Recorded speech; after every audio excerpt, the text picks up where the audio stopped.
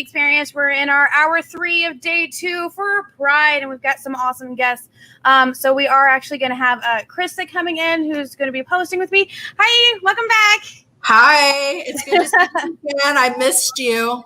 It's the hair, isn't it? It is. It is. Right. And then, so actually, in this hour, we're going to be talking to somebody super awesome. Just had a book called Made in Korea. Just came out this last week. We want to welcome Jeremy Holt, please. Hey, It's good to see you again. Haven't seen you in a couple of weeks. I'm the face behind when you talked to Miss Jen the last time. Oh, gotcha. Okay. I'm the one who gave her all the info. So, and I'm super excited to meet you, Jeremy. I just read Made in Korea, and I freaking love it. It's amazing. Nice. So I'm excited to talk to you. Yes. I'm excited to answer any questions and have a chat. Awesome. So I'm going to let Krista take it over for a little bit. Okay, great. I love chatting.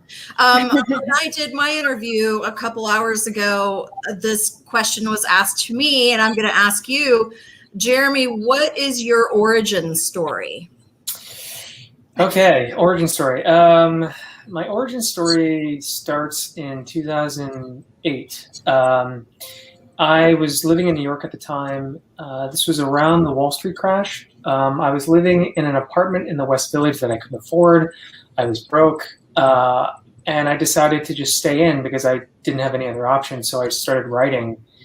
And this was around the time that I fell into reading comics pretty heavily. So I was reading a lot of Vertigo titles and a lot of Image titles, actually.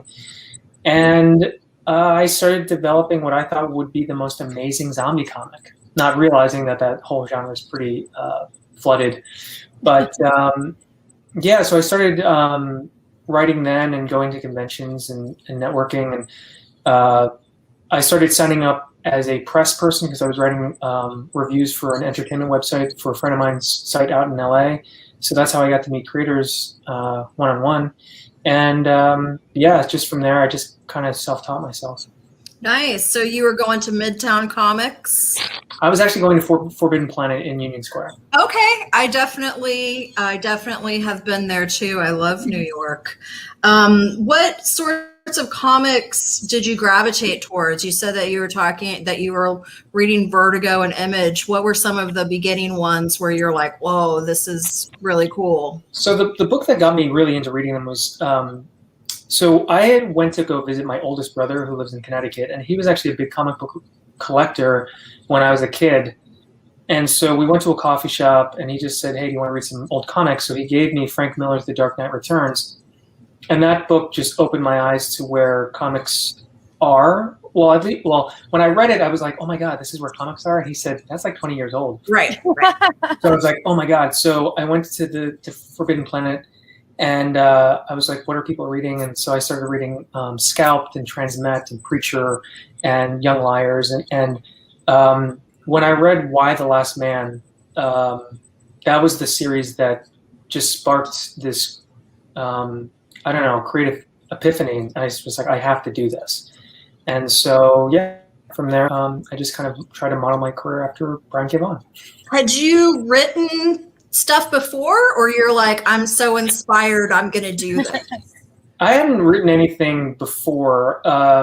I did go to art school. I went to film school, and I was working as a sound designer at a small studio in Soho for a bit, but it just wasn't a career for me. But I had never really pursued anything writing-wise. So I did look up script formats. I found Jason Aaron's script format. I found Joshua Dysert's script format. Two people who have become friends of mine now, which is kind of awesome.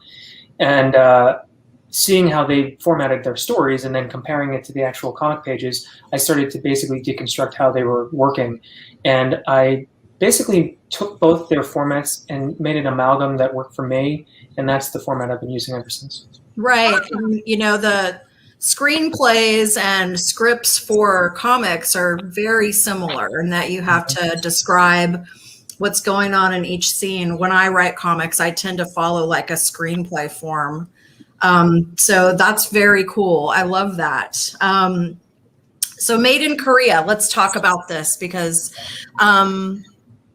You should be very proud. Not that I need to tell you, but this is a phenomenal comic. And I want to talk about some of the things that you're really touching on, especially with the notion of identity. I think identity, especially now that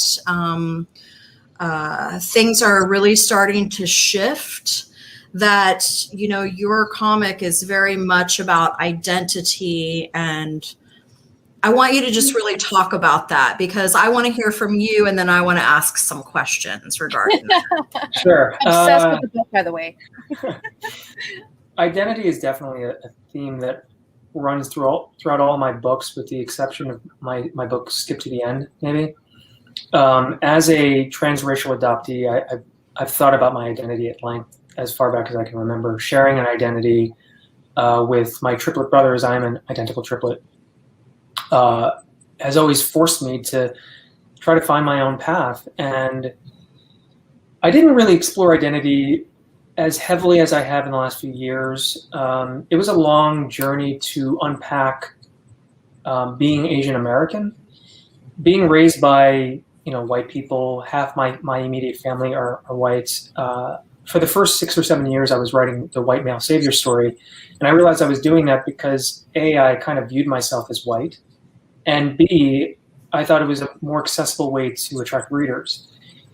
And I didn't actually find a whole lot of publishing success doing that. And then in 2017, when I came out as non-binary, I reviewed all of my work, past and present and future, and I just scrubbed all of the whiteness and infused color, because I realized I'm in this unique position to authentically speak about the experience of being a POC. And from there, it was like multiple narrative doors open that were otherwise locked. And it sort of gave me permission to weave my personal narratives into my stories.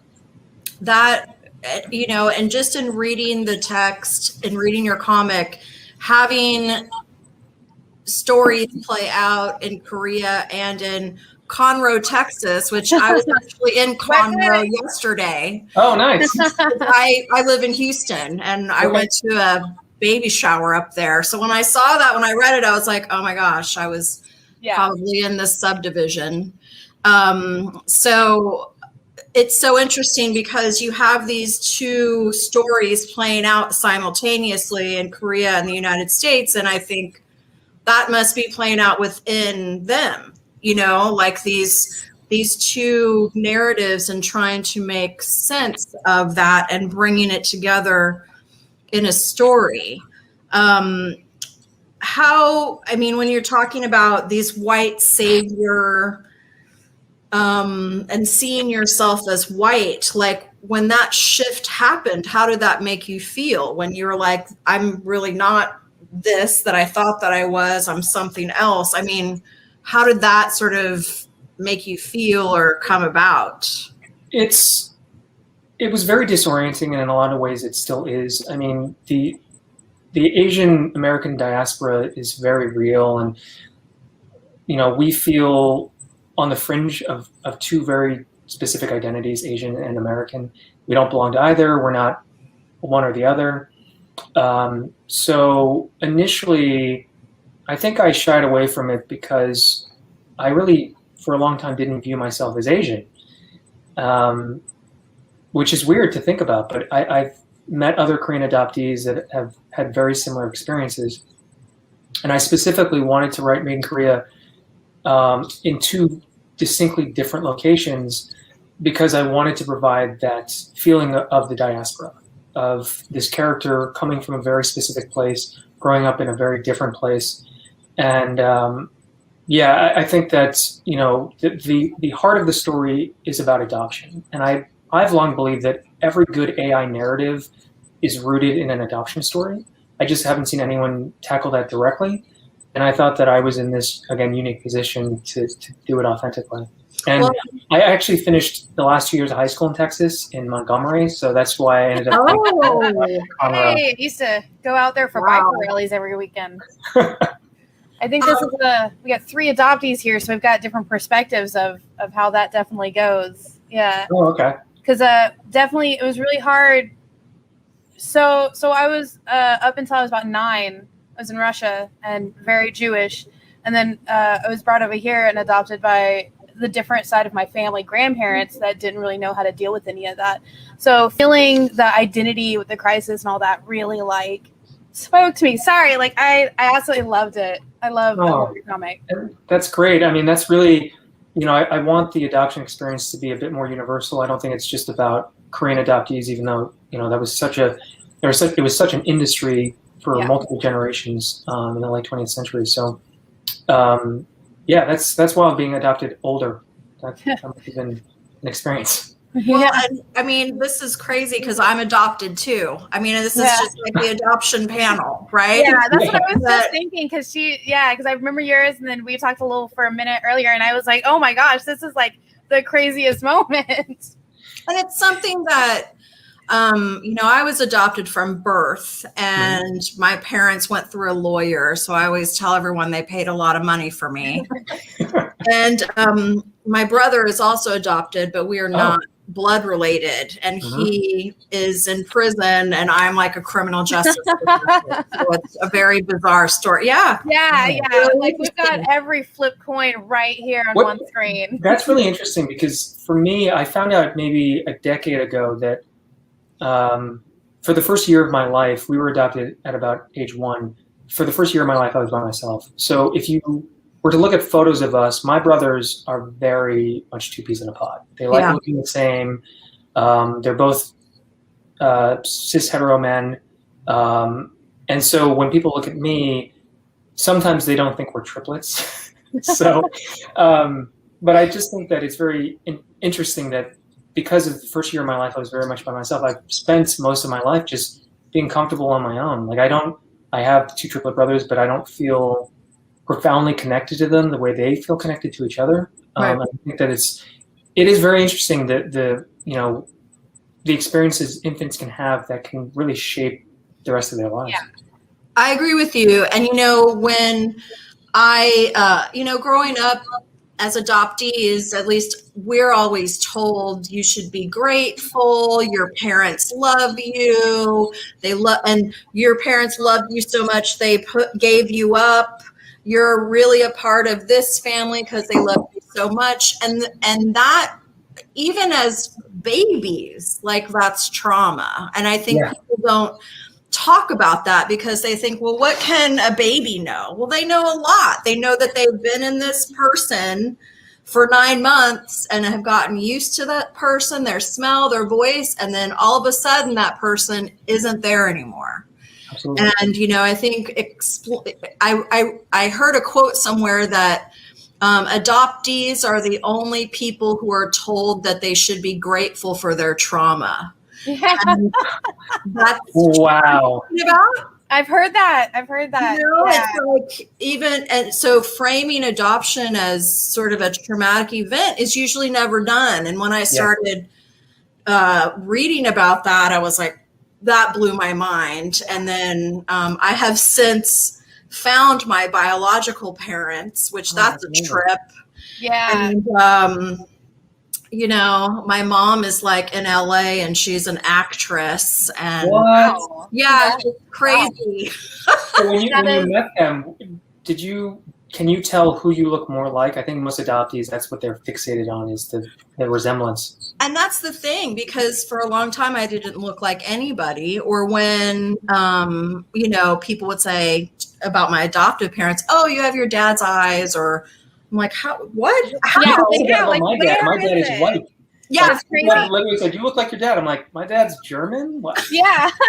You're really trying here. Yeah, I know. It's like people feel the need to say that. But when I definitely look more like my biological father, but I have my mom's personality. It is bizarre. So I mean, this really hit home for me because I have not read you read a lot of comics where people are orphans, like their parents are dead, whether it's Peter Parker or Bruce Wayne, but having this sort of adoption narrative, that was the first time I'd really seen it in a really sort of interesting way, So thank you for sharing that personal experience with the world. I think that it's really important, you know? It was, it took a few years to finally lean into this, to step into some of my personal truths that I assumed that people didn't want to read about. And then I just started to learn that the more I write authentically, the more it has resonated with readers. And I think the first instance of that truly was with a graphic novel I did through Comixology Originals last summer called Virtually Yours, which is my homage to the rom-com genre.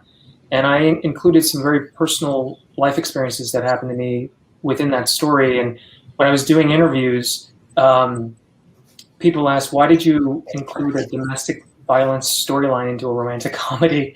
And I said, because that happened to me. And I think it's important to show that, men or, people identifying as male can be abused just like anybody else. And I think that it's a conversation worth having. And to me, Virtually Yours was this opportunity to examine relationships, romantic relationships, but specifically outside of that honeymoon bubble, because that's where most of us live. Like sometimes we'll get access to that honeymoon bubble and it's amazing, but it's fleeting at best.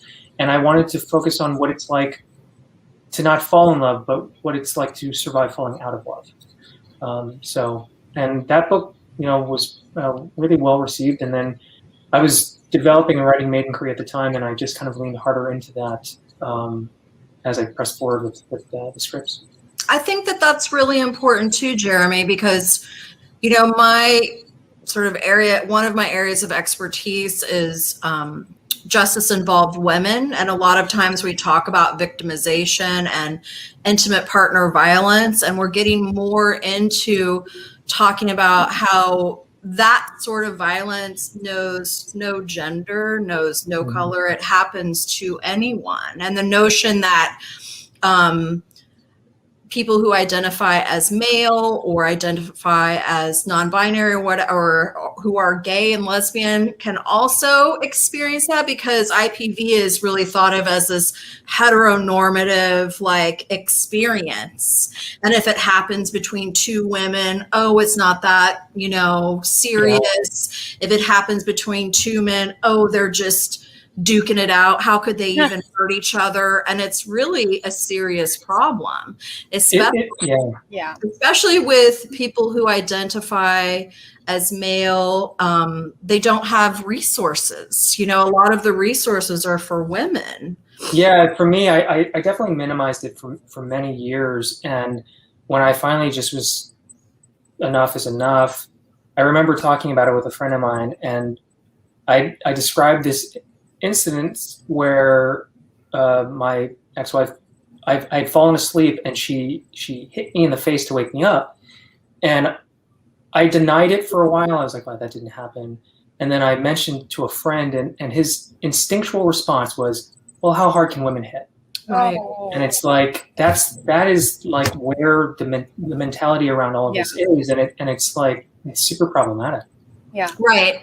Or on the flip side, well, what did you do to make her do that? And it's like, hey, just don't hit people. Isn't that something we're taught in what is kindergarten? Grade school? Thank you. Oh yes. That is something that we're supposed to be taught then. I've actually built a whole community out in Athens, Texas, because it happened to my brother, and they know they can call me. There's about 1,000 people who live in that town. It's 4 hours away, but every single one of them have my phone number in their phones or in their bathroom, from the community college to the Walmart bathroom. If they're ever in trouble, any of the guys there or anybody part of the the LGBTQ, they can call me, and they do. That's amazing. So it's gotten really rare because they know I come down and fight. Yeah. I don't just come down and take them. I come down there and I take care of it. That's awesome. I grew up on a 2,000-acre ranch. Oh. We had buffalo, we had horses, we had chickens. Oh, chickens! Chickens are mean. Chickens they're little T-Rexes. They're mean. They're dinosaurs, and I hate them. They are mean. But anyways, that got me to where I am, now. I will go up there, and if it's a dude that's hitting another dude because of something, they can't control because they know who they are, I'm gonna take care of it. Yeah, I mean, do. This is something I've been exploring, and I don't touch upon it too much in Made in Korea, but a little bit. But I've just been examining toxic masculinity and the spectrum that it exists on, and I've been looking at the correlations between, say, someone like Anthony Bourdain and Dylan Roof. I see correlations because these are both white males between the ages of 25 and 55. Suicide rates are very high for that demographic. I found that very interesting. I want to know why. And what I've come to understand is that there are these false narratives being spread about masculinity, which is, Dylan Roof committed an act of violence because he was isolated from his peers. He was isolated from women specifically. Same narrative was pitched for Dylan Klebold and Eric Harris at the Columbine Massacre. And this is a narrative that keeps getting pitched. And the thing is that I don't believe that's actually true. What I see happening is that men are isolated from other men. And I remember when I was a kid in like 3rd grade, I had a best friend. And we used to say I love you to each other all the time. And we had fights and we'd make up and we'd emote. And then when you get to adolescence, then the homophobia kicks in, and then the boys are immediately emotionally separated. Right. And they're never challenged on trying to be more open emotionally. And when I moved a lot as a kid, my parents were very open to my sisters keeping in touch with friends when we'd move, but the boys were like, oh, you'll make new friends. And boys are viewed as kind of interchangeable. And when you become an adult, then you're just hanging out with other emotionally stunted men who talk about the same 3 things. And it's a profound isolation. And I think that is the commonality between someone like Bourdain, who committed suicide, and Dylan Roof, who commits the act of murder, is this isolation and not being able to connect with other males. So that's something I definitely did a ton of research on and wanted to try to explore it as best I could with Made in Korea, because there is a part of the storyline that features that. I think that is a very important discussion to have, because I've also thought about that too. I mean, being in the criminal justice field, and people always want to talk about, school shooters and mass shooting, and, why is this happening? Is it mental illness? And to me, it's this notion of telling men that you have to be a certain way, that women need to respond to you this way. If they don't, you're losers, that you need to earn a living and provide. If you don't, you're a loser. All of these sorts of things that we hold up as like, this is what masculinity looks like. And if you don't achieve it, you're a loser. And then that promotes such anger, such anger as a response. And because men in general are socialized to externalize their anger, that's what this violence is. Whereas women, we internalize it. We get stressed. You shove it down until it blows up. Yeah. For me, I just blow it up. I'm like, nah, I'm not going to shove it down. Let's do this. That's awesome. Medicate. Whereas, men, if they're upset, they either fight it out with each other or go, and I think that it's something that we really need to examine, that those white middle class heteronormative gender role expectations are completely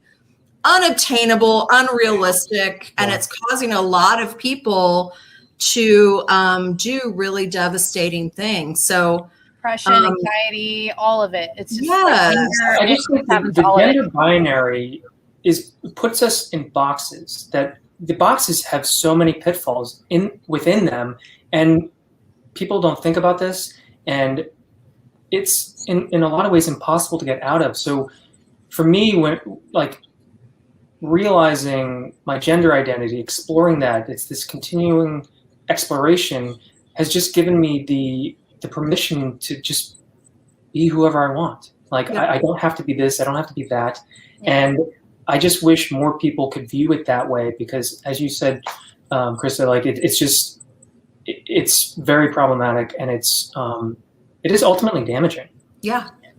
Everybody assigns gender roles. They see that you're this gender and they expect something. So we have this big problem with my husband's family where they're like, oh, your wife makes more money than you. What kind of man are you? And it's just like, dude, who cares? Yeah. Who cares? But who cares? None of it matters. It's so ingrained, and it's almost as if you don't fit into those expectations, you could be invisible. Because I know that when I came out as gay, before that, people would be like, who's your boyfriend? When are you getting married? When are you having kids? Yeah. And then once I came out as gay, those questions stopped. It was like that part of me no longer existed. And when I would say, oh, yeah, maybe we're thinking about having kids, people would say, well, how does that work? Well, how do babies, do we have to have a birth? Have you forgotten how this works? Yeah, I always loved those because I would just like me and my girlfriend would be out like with family and they, like, oh, yeah, we were thinking about having children. And they're like, with who? How are you going to do that? And it's just like, yeah. Yeah, it's a level of entitlement. It's this weird misplaced entitlement within hetero culture, I think, and it's just been frustrating. I've just had some challenging conversations with my own family about it, and I'm learning about what is actually important. Is it important that I get the support from people I tell? Sure, but I'm not doing this for them. So that has given me some strength to just be like, if you can't support this, that's totally your prerogative, but it doesn't change me. I'm going to still be me. And if you want to get on board, great. If you don't, then, we'll just be speaking a little less. Well, they're not living your life. So, that's what's important.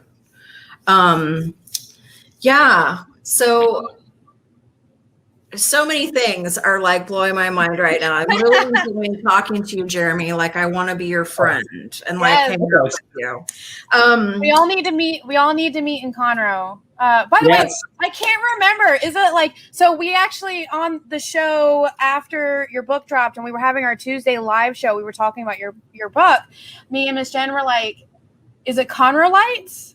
Is it Conroe Eds? We couldn't remember what people. I don't know, but I've heard that there's like this pretty booming crafted beer culture in Conroe. Oh yeah, it's huge. There's two breweries in Houston. They actually, I think St. Arnold's is down here, right? Yeah. And there's another one I can't remember, and there's also another one towards San Antonio that's actually owned by Jensen Ackles from Whoa, really? Nashville. He's down here all the time. Both of the main cast from there were from Texas, and they're down here all the time because they have houses. And they do, like, if you come down here to even in spring or where we're at towards the Woodlands, they have certain little bars that have a nice, hi. She la-di-da. But you can get all the craft beers that you want on tap most of the time from the bar. It's actually really fun. Me and my brother do it all the time, where we're like, oh, let's go try what craft beers they have at this bar. Hey. Yeah, actually, my high school reunion, this is going to date me, but my high school reunion was this past weekend, my 20th. Oh, my God. And it was in Montgomery. I wasn't going to go, even though I kind of wanted to, because I love movies about high school reunions, but I think the reality of a high school reunion is not as great. I had my 10th one a couple years back, and when I was in high school, I actually had leukemia, so everybody thought I was dead. Oh, wow. So we had our 10-year a few years back, and I walked in with my best friend who had left for the Marines and come back, and everybody had written us off. They thought I was dead. They thought he was, still over there. So we walk in, and they have this video playing of In Memoriam from the Woodland High School. Oh, my God. And then my friend starts elbowing me, and I'm like, dude, what do you want? And I look over. There's me. And I'm like, I stand up on a chair. By then, I'd been drinking. Right. And I was like, yo. Not dead. I got tackled. That's amazing. To the ground, and I was like, "All of you thought I was dead. I've been here the whole time." To be fair, that's the best way to go back to a reunion. That's better than saying, "Oh, I have this high-cotton job." It's like, "Hey, bitches, I'm still alive." Yeah, right. And now everybody wants to talk to you. Nobody's You're like talking the to me most still. popular girl in the room. No, Well, they still didn't like me. I'm going to date myself. My high school reunion is coming up in October, and it's my 30th. Ooh. Nice. So, and I'm actually one of those people where I went to high school with, I went to a private school, Catholic school my whole life. So I went to school with these people from first grade to senior in high school. I graduated with 24 girls in my class. So we're all like sisters. So we go back and we immediately revert to smoking and drinking. It's just this bizarre thing, but it's really fun. That's Yeah, awesome. that's pretty much what we did because I graduated with a class of 1,016 of us. Wow. That's like a We were town. the, Wait, what high school did you go to? the Woodlands Senior Campus. Oh, okay, yeah. I actually I was in the Woodlands for 2 years, 2006 to 2008. I was working as a genius at the Apple Store at the Woodlands Mall. Okay, so I was actually class of 2008, and we spent every weekend smoking behind the mall and drinking behind the mall. That's So awesome. I might have seen you. Maybe. I don't know. And then I worked at GameStop in the mall, so Oh, nice. Oh, yeah, that's funny. yeah. Oh. GameStop. It's how, worlds collide. It's the bubble. It's the bubble. Yeah. That's what they call the Woodlands, is the bubble where like nobody leaves because everything is there.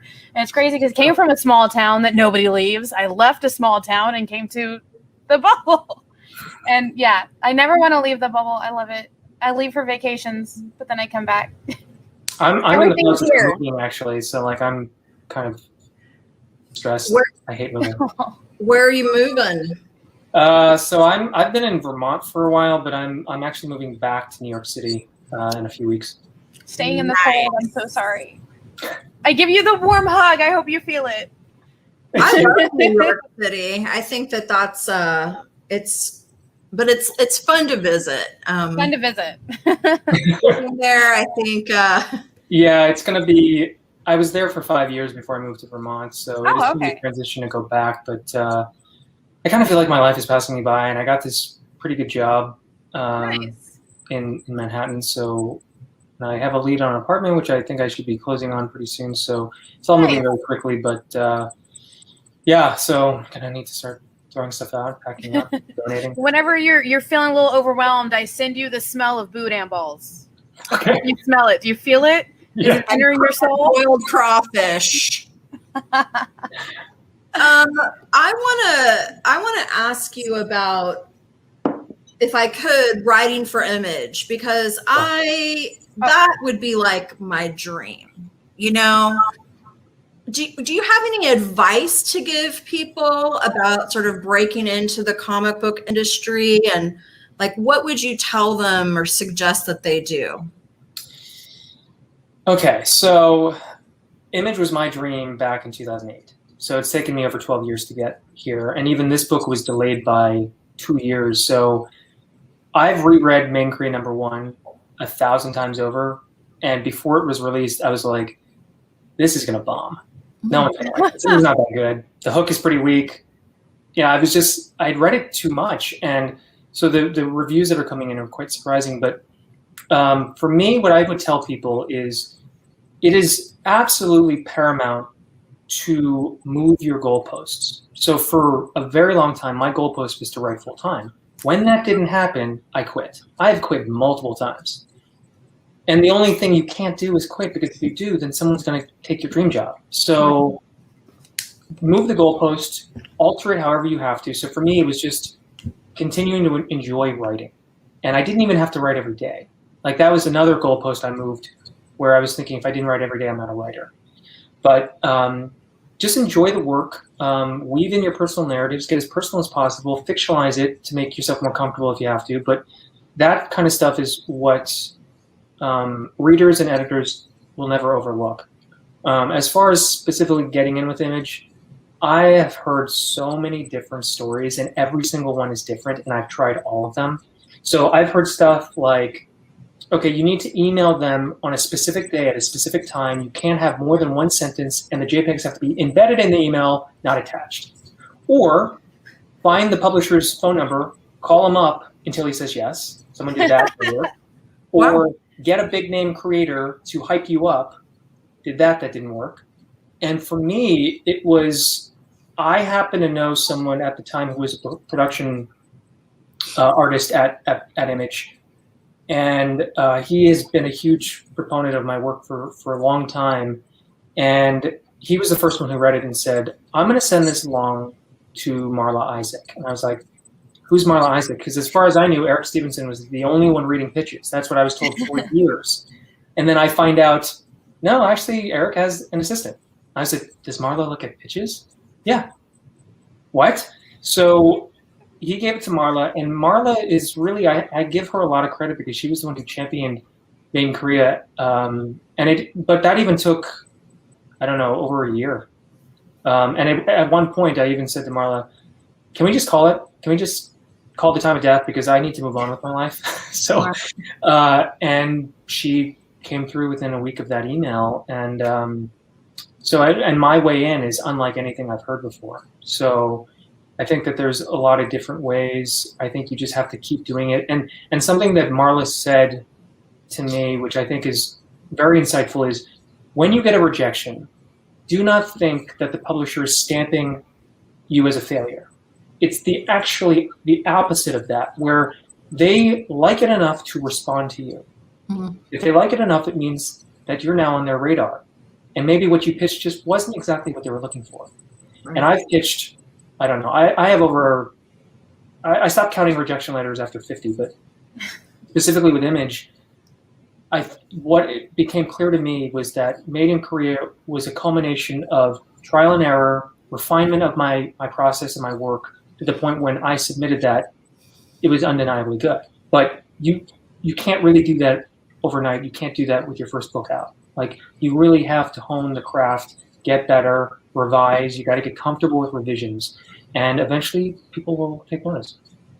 So was it accepted in 2018, but it's just now in it, and it's really sort of a timely release now. What did you say? I mean, do you want to speak a little bit about how the timing is actually a little more, it's better than it probably would have? 100% better. So it got greenlit in October of 2018. I finished scripting it on Christmas Eve of 2019. My co-creator, George, they had received work from another publisher when we got the green light. So George was gone for a year. So I just kept writing it in the meantime. And when Parasite won for Best Picture in 2020, that was really exciting. That to me was an indicator of what direction Hollywood was kind of looking towards. And I was kind of, the only good thing from the pandemic was my book got delayed by an additional year. So when, Lee Isaac Chung and Chloe Zhao are getting recognized and nominated, it was even more Asian representation, including actors, because, every single actor in Parasite didn't get nominated, which is a crime. Yes. Films that have been heralded as amazing works like Crouching Tiger, Hidden Dragon, which was like decades before, no actor in those films were nominated. Right. So the fact that actors are not only getting nominated and winning, this was just absolute perfect timing. And I think if this book had come out a year earlier, I don't think it would have had the same impact. Right. No, it's great. And it's just so serendipitous.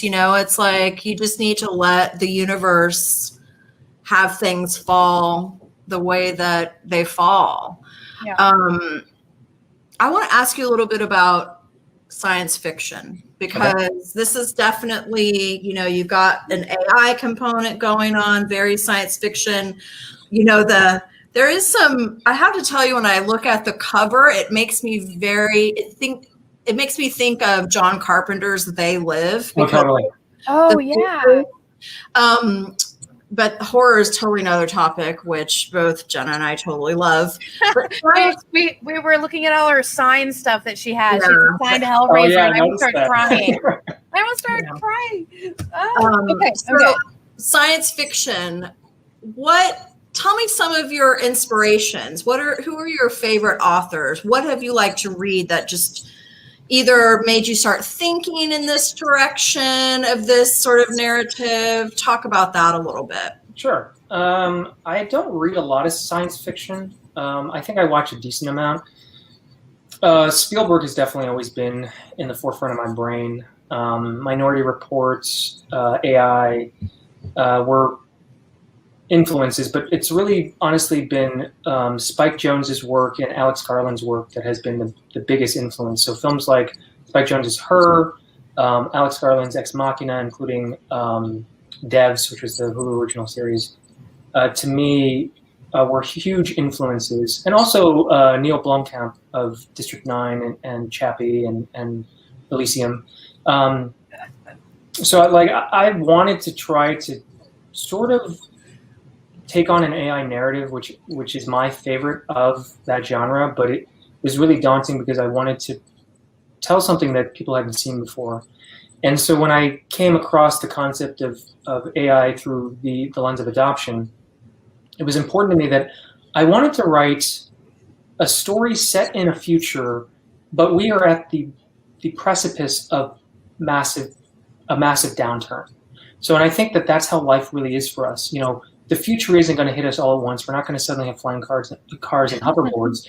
It's a gradual thing where generations later, when we're all gone, are going to look back and go, wow.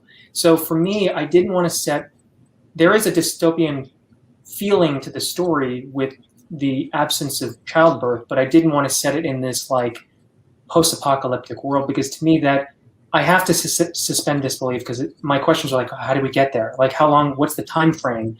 And when the story's 2230, it's right. I don't care. So right. For me, I wanted to just show that this is still a relatable world, but there are little things that are different. And I took a huge cue from Her in the sense that this is a futuristic LA where Spike Jonze did a very clever and smart move with his costume designer to have the clothes speak about the future these characters are living in, about having high-waisted pants. Something as simple as that feels a little otherworldly, but it doesn't feel completely alien. So I wanted to do that with the story, and I think reviewers were surprised that it's not this doom and gloom. Right. I wanted to make it relatable. So we talked about, how this story really touches on identity, representation. But as you're talking about this, there's also really sort of a commentary on family and what that looks like and how it could look. And you're sort of, because when I'm reading this, I'm like, okay, Jessie, she comes in this box. Does she age? What happens? Why is she fully this particular age? Why is it so important for these people to have children and this type of child? So those were the questions I was having. Did you have any sort of commentary on family as you were writing this, or was that just sort of the unit that you thought would be the best way to talk about this? I mean, we talked about adoption, but there's a bigger family. I think it's connect adoption to the family component. I chose a child between the ages. I think in my mind, Wookjin Industries produces children between the ages of, I think, 7 and 10. I wanted them specifically to be children because adoption is often viewed through the lens of children, not adults. So, and also it saves room for another narrative thread about there are these children proxies, but then I also am exploring adult proxies, which will come later in the series. But specifically, these kids do not age. They act within a specific parameter of their age. And to me, it's also this kind of knee-jerk reaction from the point of view of consumerism. So I wanted to explore this kind of quick fix that's happening that right now is good. It's working. People are feeling satisfied. But if George and I get to tell more of this story, and we want to do two more arcs, I want to explore body modification more harder on the sci-fi tech angle. I want to explore because I think just like any products we have, we eventually discard them. And to me, these proxies, they're going to go that route eventually. And, what does that look like? Right. So, yeah, and it was challenging to try not to explain all of that because I didn't really want to get too hard into the hard science of it, because it's more about the characterization and character arcs than it is about the tech. But I'm hoping, because I have these 3-page backup stories in each issue, that it kind of further explores the world and the life of proxies in other families. So yeah. That's really interesting because, when now we would never think of like, oh, I can't take this kid anymore. I'm just going to trash it and put it out on Yeah. I can't just take it to, the junkyard and have it crushed. Yeah. So it definitely also speaks to this notion of attachment and what you can and cannot be attached to. This is fascinating. And I also wanted to view different families with these backup stories on how these proxies are treated. And I told the 6 artists that I enlisted, these are the parameters you have to work within, but tell your story of this proxy child and what they're going through. And to me, that was based on a college course that I audited. I work in a college town, and there was a guest speaker that came to the campus to speak about AI specifically within the toy industry. And so I listened to this really fascinating discussion about Mattel designing these Barbies that had some basic AI built into them. The consumer, the user, the child could speak to their Barbie, and the Barbie would respond with a various set of voice prompts. What Mattel was looking at from a legal conflict was that the conversations were being recorded and uploaded to a cloud. But who manages the data? Who owns the data? And what they were finding was the data was revealing child abuse and neglect. And so, there's a lot of technology that's advancing at these accelerated rates, but nobody's looking at the big picture. And I think the Google search engine is a very prime example of that. Like, it was a good idea, but tailoring using some basic AI on your search creates biases within your town, within your home. So that's something that I wanted to explore a bit. So. That's fascinating. And that kind of reminds me of in the 90s, wasn't Furby? Furbies were, they were recording, those were creepy, was recording the conversations too and saying weird things, right? Like that was something that was happening in the US, I think, at the time. I think so. I feel like they did a really big legal battle for a while, and that's why they had to pretty much pull Furbies from shelves for a while. I think that's what was happening, and now it feels weird that they're doing it again. Yeah, like I think that it's going to be interesting to explore the idea of these very realistic synthetic children at some point are going to be viewed as products. And I was reminded of my training at Apple. I went to Cupertino in California to get trained for, it was like an intensive 6-week course. And one of the projects we had to do was write about some sort of store operating protocol in a creative way. So somebody in my group wrote about the end of life of a machine, but told through the console logs of that computer. So it was like this running diary of this computer's thoughts about, oh, wow, hey, I've been dropped off. I need this fixed. I'm not feeling well. My fan's not spinning. Fan gets fixed. I'm excited to go home. And then sits on the shelf for 30 days. Oh no, like they've slapped a sticker on me. They've called my owner. My owner's not picking up. And after like 180 days, the computer gets thrown in to be recycled. Oh. And to me, it was like so amazing because it was just humanizing a computer. And that has stuck with me, and that is something I absolutely want to explore in subsequent issues. I think that's fascinating. And then also I think of the notion of if these are products and if it is not somebody's biological progeny, would it be easier for them to abuse it? Like physically abuse them, just like you would see in, family situations now. Yeah, that's absolutely awesome. Well, not abuse is not awesome, but like all of the concept all of the things that could possibly be explored. That's amazing. No, I feel like I've hogged this whole situation. Oh no, it's totally cool. Do you have any questions? Do you have questions for Jeremy? Yes, so we only have a few minutes left. We wanted to know, is there any upcoming projects you want to talk about, or anything that you can talk about coming up in the future you want us to keep an eye out? There's nothing I can give too many details about now, but I am excited to say that I will have my first prose novel published probably in the winter, if not early 2022. So awesome. I'm excited about that. That's going to be super awesome. And where can everybody find you to follow you and find out? Very easy. Just Jeremy Holt Books across all social media. And my website is jeremyholtbooks.com. Okay, and now I'm going to rapid fire some nerdy questions. Are you ready? Yep. What is your favorite indie comic that you're reading right now? I'm not reading comics right now. I don't have one. You don't have one right now? Mm-mm. Oh, okay. Is there any like TV shows or any like books that you're really into right now? I'm mildly obsessed with Michelle Zauner's memoir, Crying in H Mart. She's the lead singer of Japanese Breakfast, which is a band that I love. And I was really obsessed with the animated anime series Agretsuko. I've been reading the comics from Oni Press on that. It's so cool to see. Oh, I didn't know they were doing comics. Yeah, they just started their third arc on it. So the first arc has come out on trade. The second arc is coming out in trade very soon. And the third one, they just had the second issue release. And it's really cool to see it go even further from behind the scenes. And then they also had the app game that had little mini episodes for in between each episode too. Oh, fun. So yeah, it's been a lot of fun to really see that. And then all the webtoons that they had that came out before the show got picked up by Netflix. It's really fun. I'm really deep in the universe. Just a little bit. Just a little bit. Love it too. So are you really big into any video games, or is there any other like animes or like mangas you might be doing right now?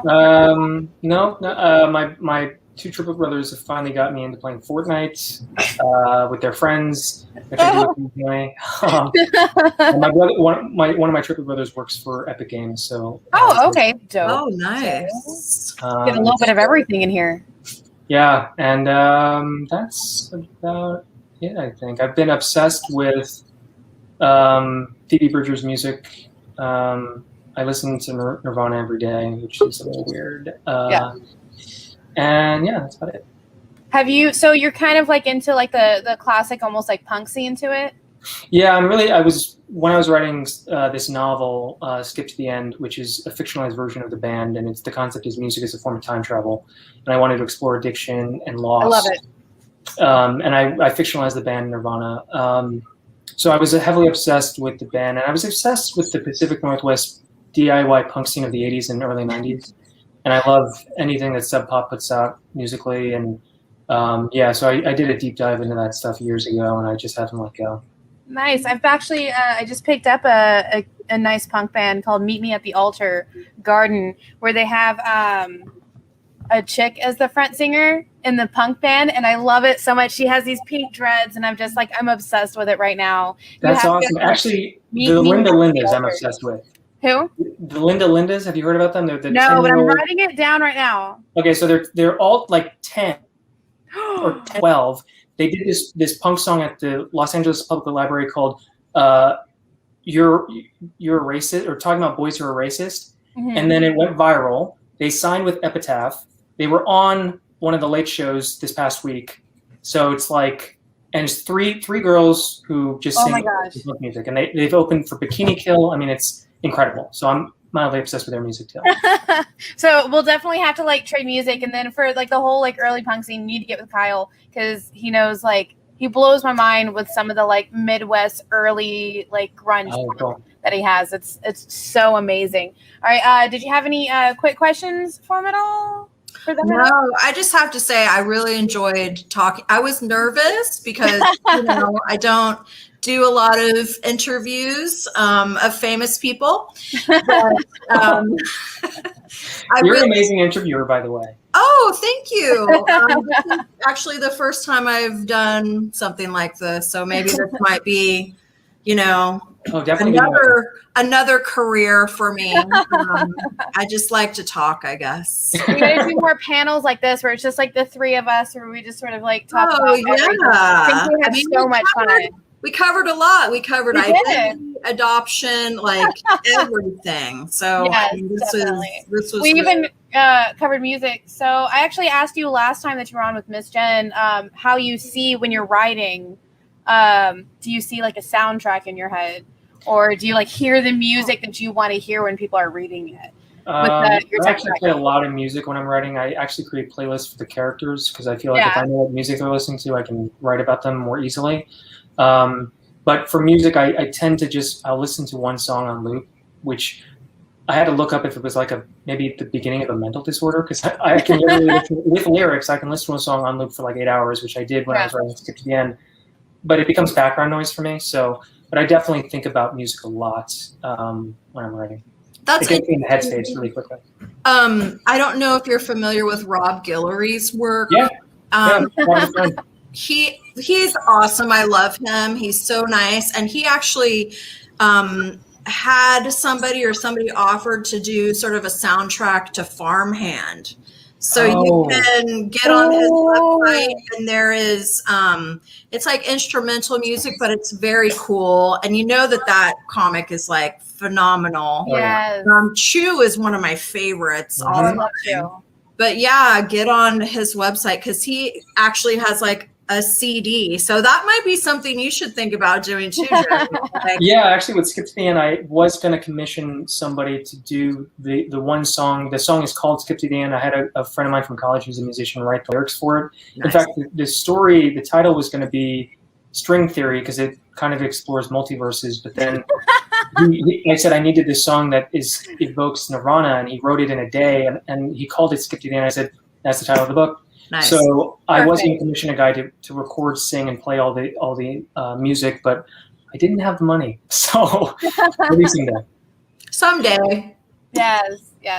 Well, we'll definitely have to try and do a meetup down here where it's just the three of us. We go get some good old Creole food and just kind of like talk about music and talk about all of the stuff. So if you're ever in Texas, definitely. Yeah, my parents are still there, so now that traveling is safe, I think I'll probably be heading there around Christmas time.